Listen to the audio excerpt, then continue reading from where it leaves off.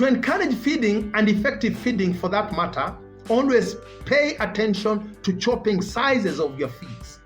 You want to realize good feed uptake. You want to realize you want your animals to utilize the feed properly.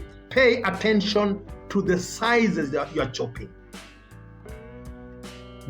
You will encourage feed uptake by mixing powder, fine chops, less than 1/4 inches, and maybe up to 3/4 inches, so that you are able to see a good churning when it comes to ruminating.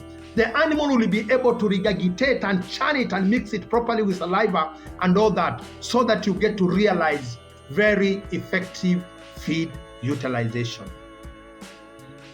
That mix is easy to pick, ingest, and finally regurgitate during rumination.